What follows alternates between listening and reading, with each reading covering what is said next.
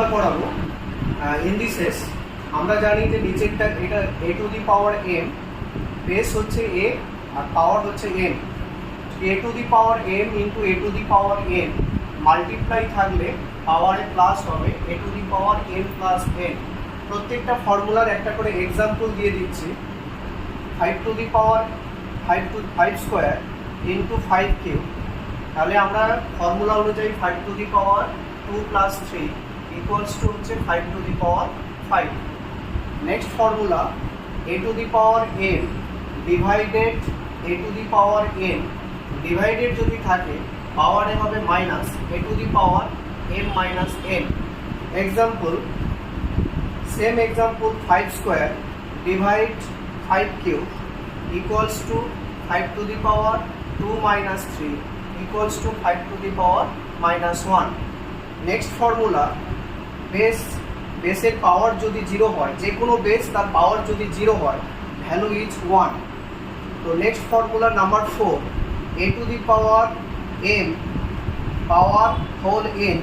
Next আবার যদি পাওয়ার again পাওয়ার p হয়, তাহলে যতগুলো পাওয়ার থাকবে পাওয়ারগুলো একসঙ্গে মাল্টিপ্লাই হবে a to the power n n p, a to the power n n p।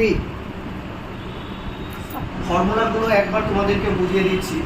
তো ফার্স্ট ফর্মুলা দেখো, a to the power m into a to the power n, মাঝখানে যদি মাল্টিপ্লাই থাকে পাওয়ারে প্লাস হবে a to the power m plus n। Next a to the power m divided a to the power n, যদি মাঝখানে divided sign থাকে পাওয়ারে minus হবে a to the power m minus n। Next a to the power m whole power n, power যতগুলো থাকবে পাওয়ারগুলো একসঙ্গে multiply হবে a to the power nn। নেক্সট if a to the power n equals to a to the power n, equal সাইনের both সাইডে যদি বেসগুলো equal হয় দেন পাওয়ারগুলো ইকুয়াল হবে m equals to n। Number 5, if a to the power n equals to b to the power n, equal সাইনের both সাইডে যদি পাওয়ারগুলো যদি equal হয় দেন বেসগুলো ইকুয়াল হবে a equals to b। Number 6, a to the power 0 means বেসের পাওয়ার যদি 0 হয়, যে কোনো বেসের পাওয়ার 0 হলে ভ্যালু হবে 1।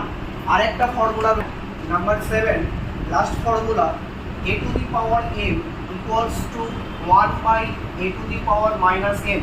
আমরা যদি নিউমারেটর অ্যান্ড ডিনোমিনেটর যদি চেঞ্জ করি পাওয়ারটা মাইনাস থেকে প্লাস হবে, প্লাস থেকে মাইনাস হবে। এরপর তোমাদের আমি একটা ম্যাথ করিয়ে দিচ্ছি, দেখো তোমরা বুঝতে পারো কি না। 81 by 16 পাওয়ার মাইনাস 3 by 4। দেন দেখো 81 এর ফ্যাক্টরগুলো আমরা বের করব। 81 কে আমরা লিখতে পারি 3 টু দি পাওয়ার 4, 16 কে আমরা লিখতে পারি 2 টু দি পাওয়ার 4, পাওয়ার হচ্ছে whole minus 3 by 4। Next equals to 3 by 2, power হচ্ছে whole 4, power again minus 3 by 4। 4 আর 4টা ক্যান্সেল হয়ে যাচ্ছে, তাহলে আমাদের কি থাকছে, যে ফর্মুলাগুলো তোমাদেরকে বোঝালাম তার উপরে একটা ম্যাথ তোমাদেরকে করে দেখাচ্ছি। আচ্ছা দেখো, এখানে 27 পাওয়ার 2n by 3, 8 power minus n by 6, 18 power minus n by 2। আমাদের বেস যেগুলো থাকবে সেই বেসের ফ্যাক্টরগুলো বের করব। 27 এর আমরা লিখতে পারি 3 কিউব হচ্ছে 27 by whole 2n by 3 into 8, 8 কে আমরা লিখতে পারি 2n cube minus n by 6, 18 এর যদি আমরা ফ্যাক্টরগুলো ভাঙি কি পাচ্ছি দেখো, 2 9 যা 18, 3 3 যা হচ্ছে 9, মানে 2 ইন্টু 3 স্কোয়ার, পাওয়ার হচ্ছে মাইনাস n by 2। তো আমরা সেপারেট করছি, দেখো পাওয়ারগুলো কেটে দিলাম, 3 আর 3 কেটে গেল, এখানে 3 2 যা মাইনাস 6, তাহলে আমাদের ওপরে কি থাকছে না 3 to the power 2n into 2 two the power minus n by 2। আর এখানে যদি আমরা পাওয়ারগুলোকে সেপারেট করি তাহলে 2 two the power minus n by 2 into 3 square power minus n by 2। এই 2 আর এই 2 কেটে গেল, তাহলে এখান থেকে আমরা কি পাচ্ছি দেখো, ওপরে 3 to the power 2n into এখানেও 2 রয়েছে বেস 2, এখানে নিচেও রয়েছে বেস 2, তাহলে 2 two the power minus n by 2। আর এটাকে যদি আমরা ওপরে নিয়ে যাই তাহলে পাওয়ারটা হবে প্লাস n by 2।